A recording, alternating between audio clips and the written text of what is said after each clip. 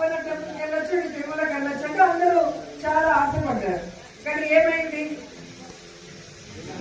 2024 ఎన్నికల్లో మేము గెలిస్తే జూన్ నుంచి మేము చెప్పిన ప్రతిదీ మీకు జరుగుతుంది అని చెప్పిన పెద్ద మనుషులు 13 నెలలు అవుతున్నా ఈ రోజు వరకు ఫ్రీ బస్ ఇవ్వకుండా ఏ విధంగా మహిళల్ని ఏమరుస్తున్నారో మీరు చూడండి.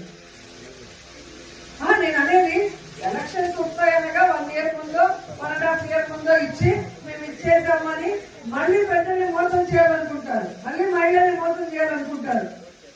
మిమ్మల్ని మోసం చేయడానికి ఎలక్షన్ ముందు ఇచ్చేవాళ్ళు కావాలా? మీ మీద ప్రేమతో అభిమానంతో ముఖ్యమంత్రి అయిన మొదటి నెల నుంచే చేసే జగన్మోహన్ రెడ్డి లాంటి వ్యక్తి ముఖ్యమంత్రి కావాలా? ఒకసారి రాష్ట్ర ప్రజలు ఆలోచించాలి, దాన్ని బట్టి మీరు ఓట్లు వేయాలి.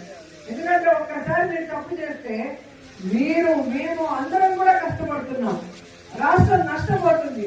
ఎందుకంటే ఈ దేశంలోనే ఏ రాష్ట్రంలో ఏ ముఖ్యమంత్రి చేయనటువంటి